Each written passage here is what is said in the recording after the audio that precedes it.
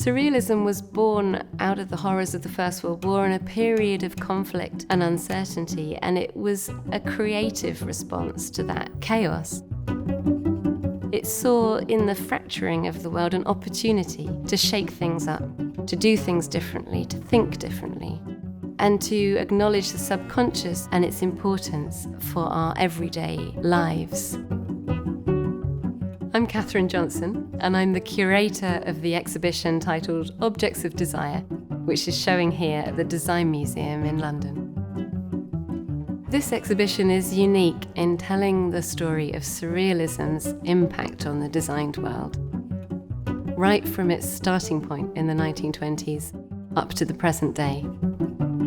Coming to this exhibition, you can expect to see some of the most iconic works of surrealism, like the lobster telephone or the lip sofa, but also to find a lot of surprises. There's fashion, film, furniture, and a lot of objects that really blur the boundaries between art and design.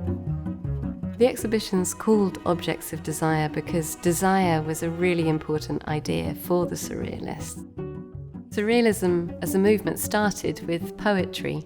André Breton, the author of the first surrealist manifesto, said desire was the sole motivating force in the world and the only master that humans should recognize. Soon, those words and ideas started to attract artists and designers who gave visual expression to the same concerns with dream and with trying to escape the rational and tap into the subconscious. These were the days when Freud was just beginning to be widely known and discovered. It was really important to me to make sure that there was a wide representation of female artists and designers in this exhibition. Surrealism, in fact, attracted more women to it than any other movement since Romanticism.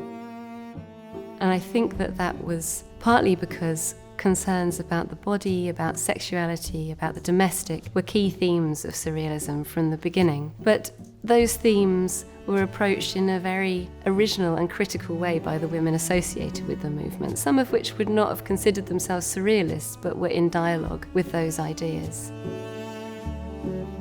The final section of the exhibition looks at how changing ways of thinking can change ways of making, how changing the creative process and your mental state as you create results in original works. And that was a surrealist preoccupation that is still really current with contemporary designers.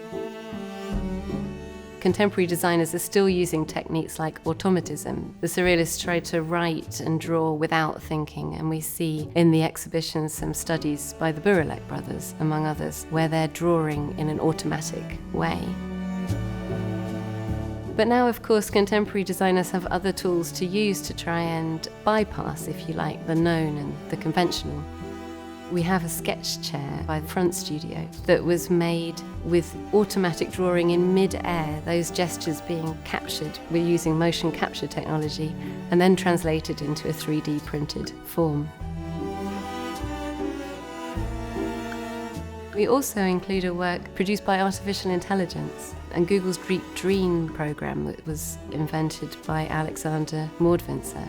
The surrealists knew that changing the mind would change the material world, and we're now at this frightening but thrilling juncture where we're creating a computerized intelligence that can be creative.